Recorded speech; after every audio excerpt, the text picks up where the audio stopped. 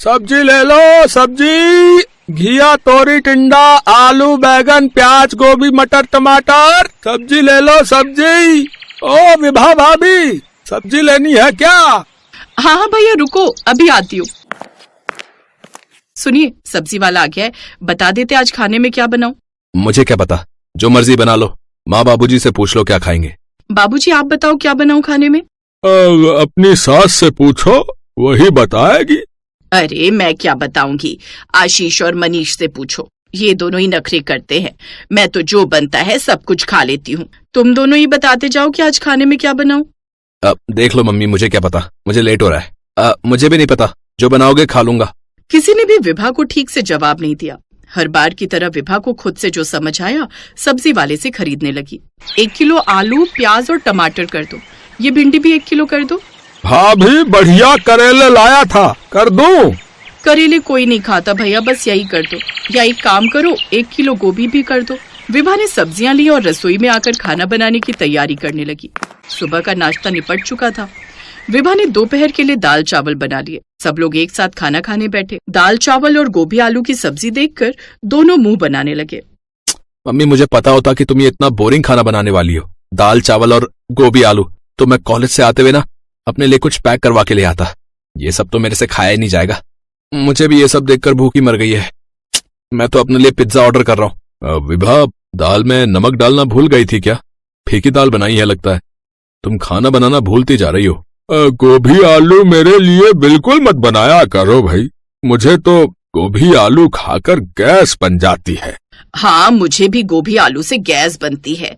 विभा, इतनी सब्जियां आई हुई हैं, तुम्हें ये 1-2 सब्जी मिलती है क्या बनाने के लिए? कोई हरी सब्जी भी बना लिया करो। जब देखो दाल चावल गोभी यही सब तुम बनाती हो। आप सबसे पूछती तो हूँ कि क्या बनाऊं खाने में, कोई जवाब तो देता नहीं है। अब मैं भी अकेली खुद से कितना सोचकर कुछ बनाऊं। रात को खाने में क्या बनाऊं बता देना। अब मेरे पास इतना फालतू टाइम नहीं है कि मैं तुम्हें बताऊं कि खाने में क्या बनेगा। मुझे भी दुकान पर 100 काम होते हैं। खुद की समझ से भी ढंग का कुछ बना लिया करो विभा। चलो, मेरा खाना हो गया, मैं कुछ देर सुस्ताकर फिर दोबारा दुकान खोलूंगा। घर में सबके इस तरह के व्यवहार से विभा बहुत आहत होती थी।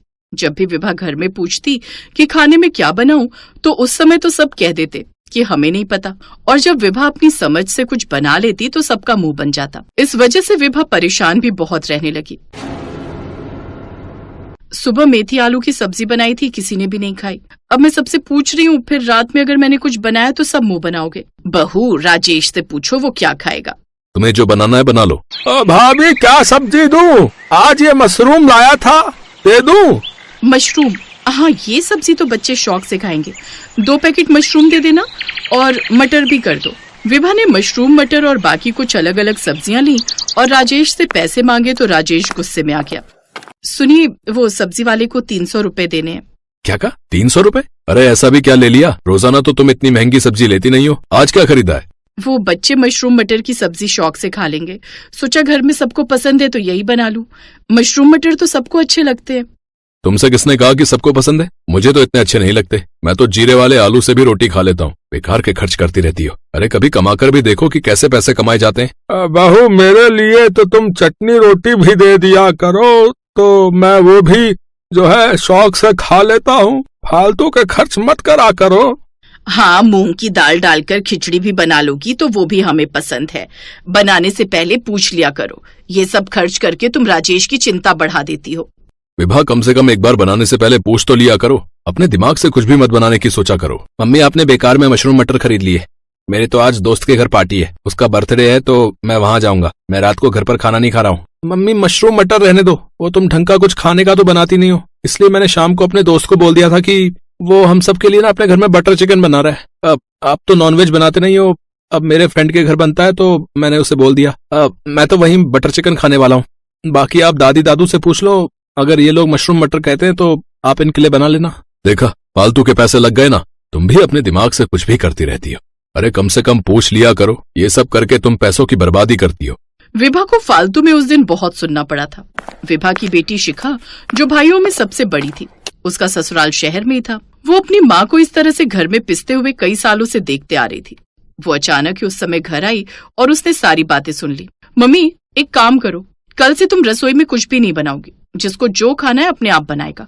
बहुत हो चुका, मैं नहीं चाहती कि इन सब की टेंशन लेकर आप बीमार पड़ जाओ। जब देखो आप इसी चिंता में लगे रहते हो कि क्या बनाऊं खाने में, क्या बनाऊं खाने में। जब देखो आप इन सब के बारे में ही सोचती रहती हो। अरे शिखा, ऐसे नहीं बोलते, गुस्सा क्यों हो रही है? मम्मी, गुस्सा होने की तो बात है। आज नहीं लड़ोगी अपने लिए तो कभी नहीं लड़ पाओगी। इन सबको भी समझ आनी चाहिए कि आप इनके अपने हो, और ये सब आपकी फीलिंग्स को नहीं समझते। पल भर में सबने बोल दिया कि मशरूम मटर बहुत महंगे हैं या हम नहीं खाएंगे। अरे बनाने वाले को भी तो देखो कितना दिमाग लगाना पड़ता है, और जब कुछ खाने का बना देती हो तो ये सब मुंह बना लेते हैं। आप सबने खुद कभी सोचा है? दादाजी, दादी जी, पापा, आशीष, मनीष, सोचो मम्मी को कितनी प्रॉब्लम होती है आप सबकी इन बातों से। उनकी जगह अपने आप को देखो। अगर आप सबके ऊपर ये जिम्मेदारी हो तो क्या आप लोग परेशान नहीं हो जाओगे? एक गृहिणी के लिए खाने में क्या बनाऊं, ये सवाल दिमाग में टेंशन ले आता है। रात को सोते हुए सुबह की टेंशन, सुबह के नाश्ते के बाद दोपहर की टेंशन, दोपहर के खाने के बाद शाम की चाय की टेंशन, फिर रात के खाने की टेंशन। एक गृहिणी को ये सब टेंशन क्यों लेनी पड़ती है? अगर आप सब भी अपनी पसंद का खाना बता दो तो हमारी आधी टेंशन दूर हो जाएगी। फिर हमें सोचना ही नहीं पड़ेगा कि हम खाने में क्या बनाएं। शादी के बाद मैंने भी मम्मी की उस प्रॉब्लम को समझा। शादी से पहले मैं भी इन सब बातों को नहीं समझती थी, पर अब मेरे साथ भी ऐसा ही होता है। इसलिए मैंने अपने ससुराल में कुछ रूल्स बना लिए और मैं चाहती हूँ कि यहाँ भी यही रूल्स फॉलो हो। शिखा की बातों का उसके परिवार पर बहुत गहरा असर हुआ और सबने शर्मिंदगी से अपने सिर झुका लिए। सबको अपनी गलती का एहसास हुआ और उन्होंने अपने व्यवहार को बदला, और उसी पल से सबने विभा को महत्व देना शुरू कर दिया। अगले दिन जब सब्जी वाला दरवाजे पर आया तो विभा को पूछने की जरूरत ही नहीं पड़ी। अरे बहू, सब्जी वाला आया है तो मटर और आलू ले लो। आज दोपहर के खाने में मटर आलू की सब्जी बना लेना, तुम्हारे बाबूजी बहुत दिनों से कह रहे थे। उस दिन के बाद विभा को कोई परेशानी नहीं हुई, क्योंकि आज खाने में क्या बनाऊं शब्द दोहराने की दोबारा कभी जरूरत ही नहीं पड़ी।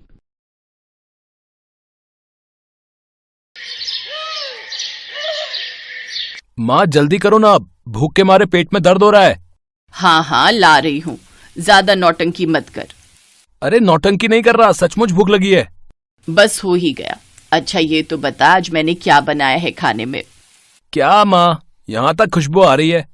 अच्छा तो फिर बताना क्या बनाया है मैंने। कढ़ी चावल बनाया है ना, मुझे पता है, अब जल्दी से ले आओ बस। इसके बाद नम्रता ने मुस्कुराते हुए गरम गरम कढ़ी चावल अपने बेटे कुशल की थाली में परोस दिए, जिन्हें देखकर कुशल के मुंह में पानी आने लगा। फिर कुशल ने जैसे ही पहला निवाला खाया तो उसने आंखें बंद करके कहा, भाई मजा ही आ गया माँ, सच में। लेकिन अगर आप थोड़ी देर और लगाती ना तो कसम से मैं मैगी बनाकर खा लेता। अच्छा, माँ को धमकी दे रहा है? बेटा ये जोर बस मुझ पर ही चल रहा है तेरा। एक बार पत्नी आ गई ना, सारी अक्ल ठिकाने आ जाएगी तेरी। क्या माँ, जब देखो शादी, बहू, पत्नी। अरे मुझे नहीं करनी अभी शादी वादी, ऐसे ही ठीक हूं मैं। अच्छा, मतलब क्या सारी उम्र मैं रसोई में ही लगी रहूंगी? अरे शादी करके बहू ले आ और फिर जब वो कढ़ी चावल बनाकर लाएगी तब मैं भी आराम से बैठकर खा लूंगी। अरे बस करो माँ, ख्याली पुलाव मत पकाओ। ये आजकल की लड़कियां ना बस खाना ही जानती हैं, पकाना नहीं। कहीं ऐसा ना हो कि आप ही पकाकर उसे भी खिला रही हो अपने ये कढ़ी चावल। चुप कर बदमाश, शुभ शुभ बोल। हे भगवान, जो भी लड़की मेरे घर की बहू बने उसे बढ़िया से कढ़ी चावल बनाने आते हो। इतनी मुराद तो मेरी पूरी कर ही देना प्रभु। एक तरफ जहां नम्रता और उसका बेटा कुशल मजे से कढ़ी चावल खा रहे थे, तो वहीं दूसरे शहर के एक घर में। माँ, आज खाने में क्या बनाओगी? सोच रही हूँ कढ़ी चावल बना लूं। क्या? अगर आप कढ़ी चावल बनाओगी ना तो सच बता रही हूँ, मैं फिर शबाना के घर चली जाऊंगी, वहीं खाऊंगी वहीं रहूंगी। अच्छा बाबा ठीक है, पर एक बात तो बता, तेरी ऐसी भी क्या दुश्मनी है कढ़ी चावल से? चावल से नहीं है, पर मुझे कढ़ी बिल्कुल पसंद नहीं है, क्योंकि वो दही से बनती है और छी, दही में कीड़े होते हैं ना। किसने कहा तुझे? हमें तो आज तक दिखाई नहीं दिए। अरे वो ऐसे नहीं दिखते, माइक्रोस्कोप से दिखते हैं। खैर मैं ना दही खाऊंगी और ना ही दही से बनी कोई चीज। अब सच सच बताओ क्या बनाया है? भिंडी और दाल रोटी बनाई है। मुझे पता था कि आप जानबूझकर मुझे छेड़ रही हो, पर ऐसा नहीं करते हैं बेटी। कल को तू अपने ससुराल जाएगी और वहां लोग तुझे कढ़ी चावल बनाने और खाने को बोलेंगे, तो फिर क्या करेगी? मैं ना बनाऊंगी और ना खाऊंगी, बात साफ है माँ। एक तरफ नम्रता थी जिसे कढ़ी चावल बहुत ही ज्यादा पसंद थे, तो दूसरी तरफ मानसी, जो कढ़ी और दही के नाम से ही चिढ़ती थी। यानी दोनों एक दूसरे से बिल्कुल अलग, लेकिन ऊपर वाले ने तो कुछ और ही सोचा था इनके लिए। इत्तेफाक से कुशल और मानसी एक ही कॉलेज में पढ़ते थे और दोनों में पहले दोस्ती और फिर प्यार हो गया। दोनों एक दूसरे से शादी करने का फैसला कर चुके थे और इस रिश्ते से दोनों ही परिवार खुश थे। शादी के बाद मानसी अपनी रसोई में सब कुछ बनाती, सिवाय कढ़ी चावल के। और फिर एक दिन, अरे मानसी, आज खाने में क्या बनाओगी? माँ जी, सोच रही हूँ कुछ अच्छा सा बना लूं। हाँ तो एक काम करो, कढ़ी चावल बना लो। कढ़ी चावल? हाँ, क्या हुआ? वो माँ जी, मैं तो भूल ही गई। मैंने तो दाल चढ़ा भी दी गैस पर, तो कढ़ी चावल फिर कभी बना लेंगे, ठीक है ना? अच्छा चलो ठीक है फिर। ऐसे ही कई बार नम्रता ने मानसी को कढ़ी चावल बनाने को कहा, लेकिन वो हर बार कुछ न कुछ बहाना बना देती। फिर एक दिन, अरे बहू, जरा एक दिन कढ़ी चावल तो बना दो। हाँ हाँ माँ जी, कल बनाती हूँ ना, पक्का। मानसी की ये बहानेबाजी कुशल भी समझ रहा था, तो उस दिन मानसी से इस बारे में उसने पूछ ही लिया। और फिर, अरे नहीं मानसी, दही में कीड़े नहीं, गुड बैक्टीरिया होते हैं, वो हमारी सेहत के लिए जरूरी होते हैं। कुशल ने मानसी को समझाने की बहुत कोशिश की, लेकिन मानसी की समझ में कुछ नहीं आया। उसने कढ़ी चावल नहीं ही बनाए। फिर एक दिन, कुशल, मेरे सिर में दर्द रहता है बेटा, और कुछ नजर सी भी कमजोर लग रही है। अरे माँ, तो तुमने पहले क्यों नहीं बताया? चलो डॉक्टर के पास अभी। डॉक्टर ने बताया कि नम्रता की आंखें खराब हो रही हैं और उसे चूल्हे या गैस के पास जाने से मना कर दिया। अब तो बेचारी नम्रता रसोई के काबिल भी नहीं रही। धीरे धीरे उसकी तबीयत बिगड़ने लगी। देखिए, आपकी माताजी अब काफी कमजोर हो गई हैं। ऐसा लगता है कि इन्होंने जीने की इच्छा ही छोड़ दी है। ऐसे तो ज्यादा दिन नहीं चल पाएंगी ये। आप लोग बस इनकी सेवा करो अब तो। अपनी माँ की ऐसी हालत देखकर कुशल रोने लगा, तो मानसी भी बहुत उदास हो गई। फिर उसी शाम, उठिए माँ जी, खाना खा लीजिए। नहीं, मुझे नहीं खाना, मेरा मन नहीं है। अरे ऐसे कैसे नहीं खाना? देखिए, मैंने आपके लिए कढ़ी चावल बनाए हैं। मानसी की बात सुनकर नम्रता हैरान रह गई। उसने आंखें खोलकर देखा तो वाकई उसके सामने गर्मा गर्म कढ़ी चावल थे, जो मानसी ने अपने हाथों से बनाए थे।